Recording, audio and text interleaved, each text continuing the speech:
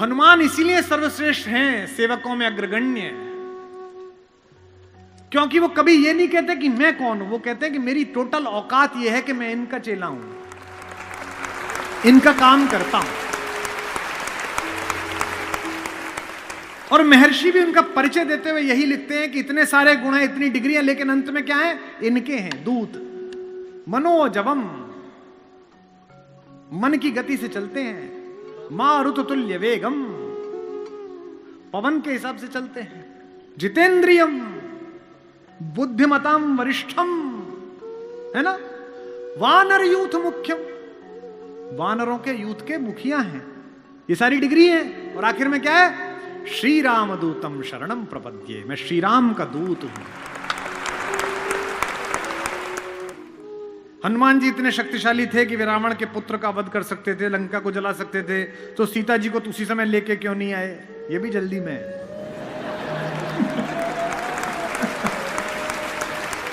युद्ध की जरूरत क्यों पड़ी? सही बात है भाई। पहली बात तो हनुमान अद्भुत हैं।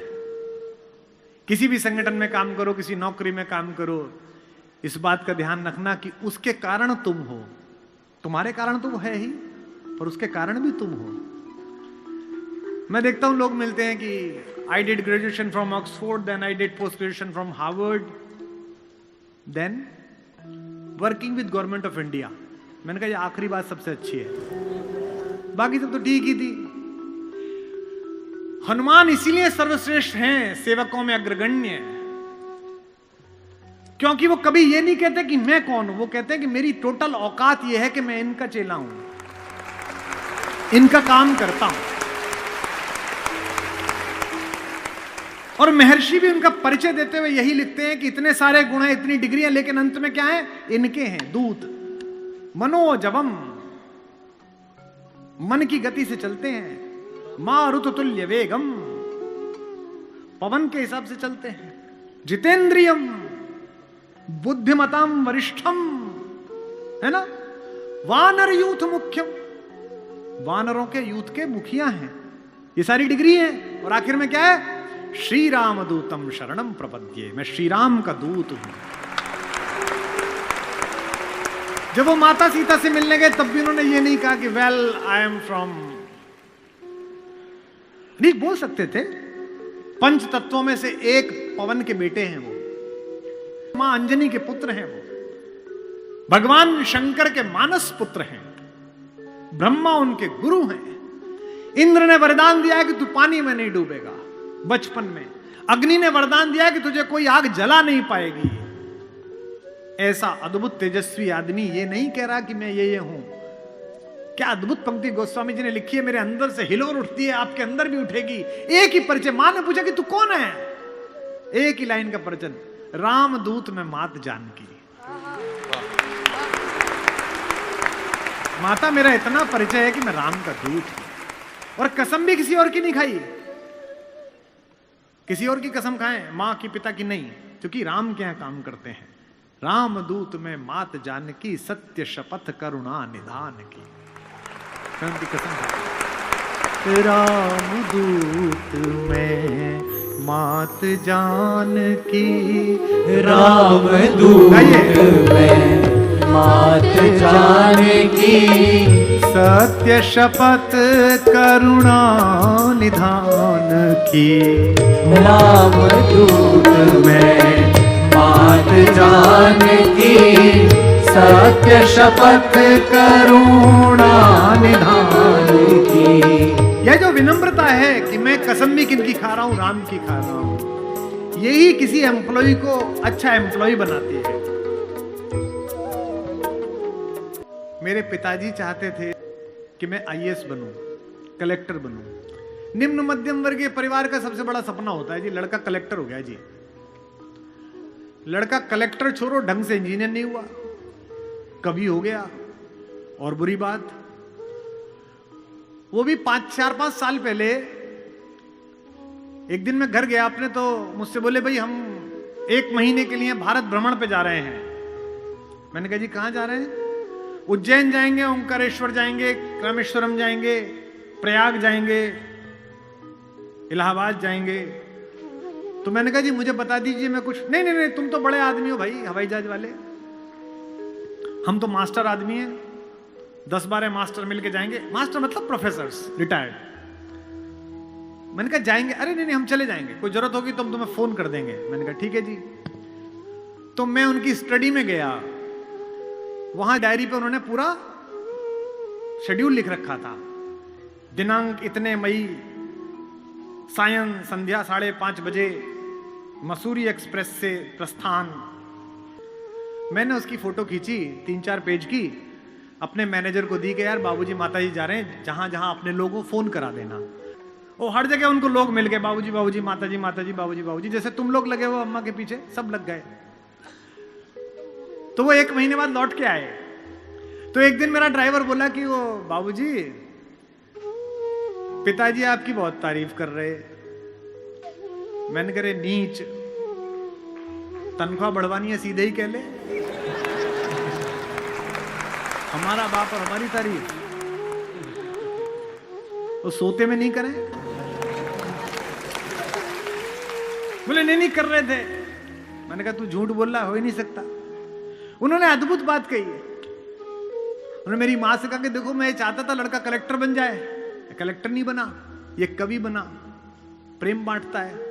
कलेक्टर बनता तो जिन जिन जिलों में कलेक्टर रहता, 4-5-6 जिलों में, उन्हीं में इसके परिचित होते, प्रेम करने वाले होते। कवि बना, जिससे स्टेशन पे उतरे वहीं प्रेमी लोग मिल गए। इसे प्रेम और कलेक्टरी का अंतर कहते हैं। तो हनुमान को कलेक्टर नहीं बनना, हनुमान को प्रेमी बनना है राम का। ऐसी बड़ी विभूति के संकट हरने का काम मिल जाए तो भी बड़ी बात है। इसलिए सीता से उन्होंने ये नहीं कहा कि मैं वायु का पुत्र हूं, जो इस बच्चे ने पूछा है, साथी ने पूछा है कि उठा के लेके आ सकते थे। नहीं, काम कितना बताया उतना ही। लड़के को देखने वाले आए तो बाप ने कहा कि बढ़ा चढ़ा के बताना। तो लड़का 12वीं पास था। बोले बेटा क्या करिए? बोले एम में। हाइट 5-10 थी। बोले हाइट कितनी? बोले 6 फुट 2 इंच।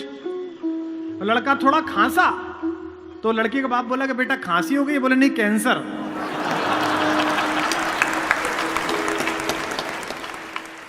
बढ़ा चढ़ा के बताना है उनको। हनुमान को बढ़ा चढ़ा के नहीं बताना। मैं पवन का पुत्र हूं, अंजनी का बेटा हूं, बचपन में ही सूरज को खा गया। नहीं नहीं नहीं, एक लाइन का परिचय, रामदूत में मात जानकी, सत्य शपथ करुणा निधान की। और सीता का भी संकल्प देखिए। हमारी मां का कल मुझे किसी ने लिख के भेजा कि साहब बीता जा रहा है दिन, ना सीता पर बोले ना उर्मिला पर। वो बैठी हैं, ये बात सच है। और इस प्रश्न को पूछने वाले मेरे भाई, जो अगली बात मैं कहना जा रहा, अगर विश्व से आतंक का पर्याय रावण को मिटाने की योजना ना होती तो हनुमान छोड़ो, अपने यौवन के समय में पोछा लगाते समय उल्टे हाथ से शिव का पिनाक उठा देने वाली भगवती ही रावण का नाश कर देती। हनुमान की आवश्यकता ही नहीं पड़ती।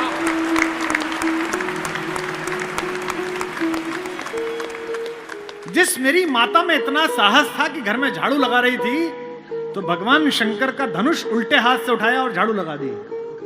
महाराज ने देखा कि अरे ये क्या, तो मुझसे भी नहीं हिलता। तो उन्हें लगा कि देवी है।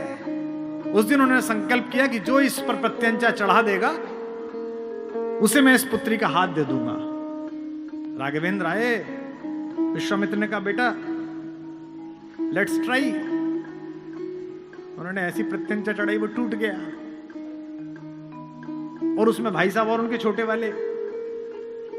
परशुराम ने पूछी कैसे टूटा? बोले इतने क्यों गुस्सा हो रहे हो, बचपन में हमने बहुत सारे तोड़े थे, और तोड़ दिया। जहां ना फजीता हो वहां लक्ष्मण पैदा करा देते हैं। उनको देख के डर लगता रहता कि अब हुआ झगड़ा, अब हुआ झगड़ा। धनु ही सम त्रिपुरारी धनु। वो गुस्सा आया, बोले अच्छा धनु ही है ये? इतनी अद्भुत पराक्रमशीला भगवती, अगर वो ही चाहती तो वो ही नष्ट कर देती, लेकिन नहीं। इसका उद्देश्य ही ये था कि एक बार ये कौतुक हो, राम आए और पृथ्वी से इन अनाचारियों का नाश हो। इसका उद्देश्य ही है। जब अहंकार से भरकर गया रावण और माता से कहा कि देख, या तो तू मेरा प्रणय प्रस्ताव स्वीकार कर ले, अन्यथा मैं तुझे उठा के ले जाऊंगा बलपूर्वक। तो प्रसंग आता है कि सीता जी ने जिस चटाई पर बैठी हुई थी उसका एक तृण, एक टुकड़ा तोड़ा और आगे रख दिया और कहा कि मूर्ख, तू मुझे उठाएगा, तू इस टुकड़े को पार करके दिखा दे। चल, मेरे साथ एक प्रोफेसर साहिबा पढ़ाती थी, उन्होंने मुझसे पूछा कि आपको नहीं लगता कुमार जी कुछ ज्यादा हो गई? मैंने कहा नहीं, तिनका रख दिया और रावण पार नहीं कर पाया, जो रावण उठा के ले आया वो पार नहीं कर पाया। मैंने कहा नहीं, आपने पढ़ा है ना, तिनके को धरकर तृण धरी ओट कहत वेदेही सुमर अवधपति। क्या धार्मिक जगह इन्हें सब याद है। सुमिर अवधपति परम स्नेही, तिनका रखेगा पार। अब जो बात कह रहा हूं वो शायद आपके मन को छुए।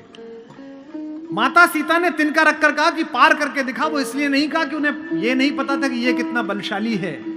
एक बात आप लोग भूल गए, तिनके को संस्कृत में भूमिज कहते हैं, भूमि से पैदा हुआ, और सीता को संस्कृत में भूमिजा कहते हैं, भूमि से पैदा हुई।